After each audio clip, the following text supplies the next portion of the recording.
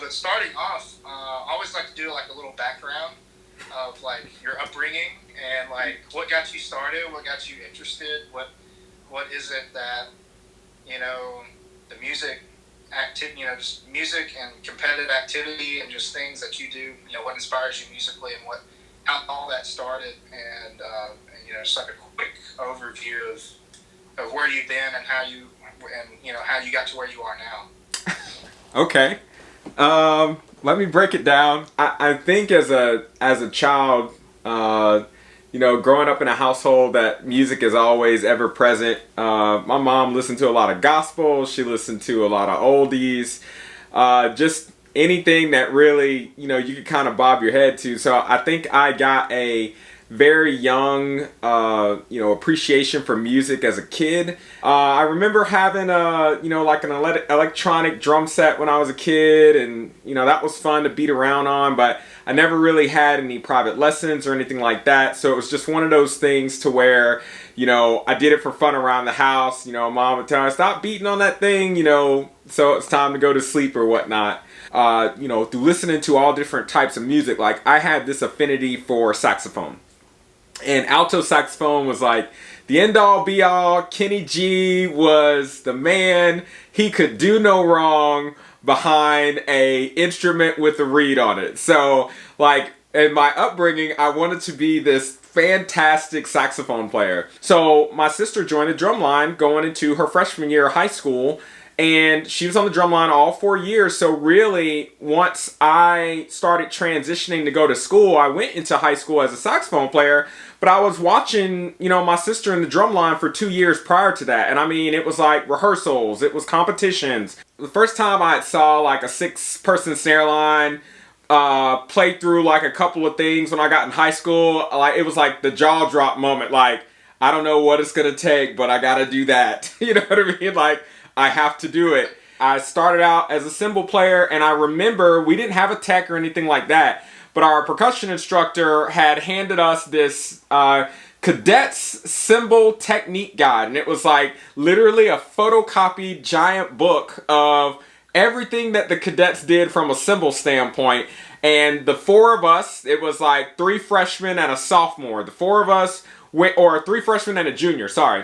4 of us had to go sit in a room and just learn how to play cymbals with this book. But it wasn't until like I finished that indoor season to where like at that point I was sold. And I felt like I had the drive, I just didn't have the information. So I was like, well, I got a lot of information on this drum stuff and I got a permanent resource sitting at the house with me, with my sister. So I asked the band director, could I switch to drums for the fall and just play saxophone for concert season? He was like, yeah, why not? You know what I mean? Like, we're not going to bat an eye and miss you. You're, 15 out of 17. We still got, many other, and it was one of those things where like, you can't be offended when you're at the bottom of the pack and someone asks to like, go do something else. You're like, well, maybe you'll be good at something else. And thankfully he did that because that was kind of my entryway. You know what I mean? When you're a kid, you're 15 years old, somebody tells you ain't ready, of course, everything inside of you is crying and screaming like, but if he only saw one more, exercise, that would convince him. It's like, there was nothing I was going to do to convince him, because I couldn't even play flam accents at that point. Like, I could barely read rhythms. Funny enough, that year, I got to march bass drum with my sister. She was the section leader. I was on 4th. She was on 2nd.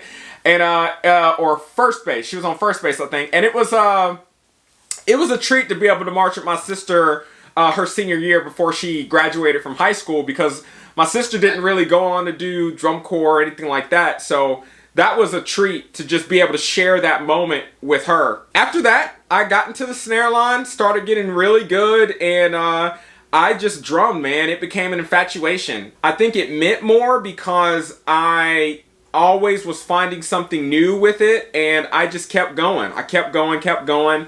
I am in full knowledge at the age of 35 now how blessed I am for being in the area that I was and around the people that I knew. Because at that time, I didn't know how my life was going to change going to Hattiesburg to drum. And thank goodness I accepted it, because it was one of those things to where I was kind of skeptical. My mom was a little skeptical because I graduated high school young. I was like 17. So when I told her, hey, I'm going to march in Hattiesburg, Mississippi every weekend for the next 6 months, she was like, okay, who you going with? There were just so many people that came in and out of that ensemble, and, you know, not limiting to Tony and Emily, and like, that, like, so many people that just had such an impact on my growth level from high school and then jumping up to that next level. So it's like after I finished that indoor season with all this wealth and knowledge, now I was like, okay, now without a shadow of a doubt, I'm ready to go march some drum corps. And you know, I kind of set my eyes on Phantom Regiment, went up to the audition camp. I did okay. Got told some harsh realities, you know what I mean? Had to have a come to Jesus moment with myself, because, you know, after I left that camp, I didn't want to drum anymore. Like, you know, having so much confidence going up there, I really came back home with like tail between the legs, not wanting to do it. But once again, my buddy Mario, he kind of stayed in my corner, and he was like, yo man, get the packet, start learning it, and, you know, we're gonna go do this thing. And I made it. I made it that year, going into Spirit in 2004, marched 2 years, 04, 05. And then after that, I was going to march my age out year. I did not march my age out year because I had decided that I was going to, you know, go out west again and try out for Vanguard and do a couple of different things. And I ended up talking to Shane Gwaltney at a clinic. And he was like, hey man, you should come up to Mystique, check it out, see what it's like. You know, you've been doing well, so see what that's gonna, you know, see if it'll be a good fit for you. Like, Mystique was like on the top of the list of things to do. So it was like, I never thought I'd have the opportunity to do it because they were always so far away, and I didn't really want to move to Nashville because I had scholarships where I was. But they ended up rehearsing at a high school that was like one exit into Tennessee, across the Alabama state line. So it was like a 6-hour drive, which was probably the shortest commute from Florida to Tennessee. And we kind of initiated what people call the Florida Crew, which was a string of performers driving from our area to go do Mystique in Tennessee. And it kind of became a thing. But, you know, it's one of those things to where it's like, you don't know the opportunities that you have until really maybe somebody whispers in your ear, or you just have a conversation with somebody. And if you had told me when I was in high school that I would have been marching Mystique by the time I was 21, I wouldn't have believed it, because